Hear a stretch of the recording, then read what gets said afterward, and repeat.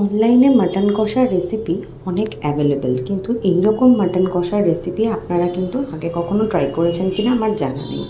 আমি এখানে 1 KG mutton নিয়েছি, তাতে নুন, দই, হলুদ, লঙ্কার গুঁড়ো, আদা রসুন বাটা, জিরের গুঁড়ো, ধনে গুঁড়ো সব কিছু দিয়ে 1 ঘন্টার জন্য ম্যারিনেট করে রেখে দিচ্ছি। আর তাতে দিচ্ছি সামান্য পরিমাণে পেঁপে কুচি। এবার এটা ম্যারিনেট করে একটা সাইডে রেখে দেবো। আর আমি একটা স্পেশাল মশলা বানিয়ে নেব। তার জন্য আমি একটা কড়াইটা গরম করে নিচ্ছি। তারপরে তাতে যে গোটা গরম মশলা আছে, এলাচ, দারচিনি, লবঙ্গ, শুকনো লঙ্কা আর জয়িত্রী জায়ফল থাকলে খুব ভালো হয়, ওগুলো সমস্ত কিছু দিয়ে ভালো করে আমি রোস্ট করে নেব। এবার ওগুলো রোস্ট হয়ে গেলে আমি ওটাকে ঠান্ডা করতে দেবো।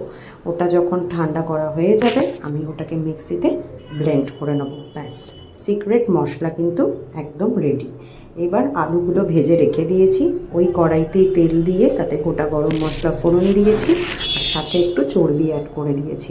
এটা কিন্তু অপশনাল, ইচ্ছা হলে দেবেন, না হলে দেবেন না। দিয়ে দিলাম পেঁয়াজ বাটা আর সাথে সামান্য পরিমাণে আদা রসুন বাটা। এবার সব কিছু ভালো করে কষিয়ে নেব। কষানো হয়ে গেলে তাতে আমি এবার আস্তে আস্তে যে মাটনটা ম্যারিনেট করে রেখেছিলাম ওই মাটনটা অ্যাড করে দেবো। অ্যাড করে আস্তে আস্তে কষাতে থাকবো। এখন আমি কোনো রকম জল অ্যাড করিনি, শুধু মাটনটাকে ভালো করে কষিয়ে নিচ্ছি। কষিয়ে আমি এই পুরো মাটনটাকে ট্রান্সফার করে দিচ্ছি প্রেশার কুকারে ট্রান্সফার করে 3টে সিটি দিয়ে লো ফ্লেমে সেদ্ধ করে নেব। আবার কড়াইতে তেল দিয়ে দিলাম, তাতে দিয়ে দিচ্ছি পেঁয়াজ কুচি। 2টো পেঁয়াজ কুচিয়ে অ্যাড করে দিচ্ছি। পেঁয়াজগুলো ভালো করে ভেজে নেব। আর একটু চিনিও অ্যাড করেছিলাম যাতে ভালো কালার আসে। আর তাছাড়া এবার আমি তাতে দিয়ে দিচ্ছি আলুগুলো, আগে থেকে ভেজে রাখা আলুগুলো দিয়ে সব কিছু এবার একসাথে কষাবো।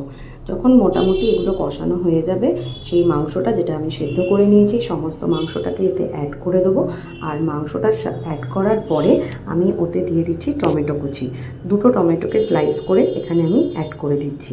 এবার এই সমস্ত কিছু কিন্তু টাইম নিয়ে কষাতে হবে। আর পুরো মশলাটা কিন্তু এতে এই মশলাটা আর মাংসটা কষানোর জন্য আমি কিন্তু মাটনের স্টকটা ইউজ করেছি। এখানে আমি একটু চর্বি ছিল ওটাও অ্যাড করে দিয়েছি। খুব ভালো একটা ফ্লেভার আসে, মাটনের সেন্টটাও আরও এনহ্যান্স হয়। সো এবার আমি ওই স্টকটা দিচ্ছি অ্যাড করে। এবার ওটাকে দমে রেখে কিছুক্ষণ আমার মাটন রান্নাটা কিন্তু হয়ে গেছে। এবার লাস্টে আমি ওতে দিয়ে দিচ্ছি কাঁচা লঙ্কা কুচি, ঘি আর স্পেশাল মশলাটা যেটা বানিয়ে রেখেছিলাম। আমি এটা সার্ভ করেছি লেমন রাইসের সাথে।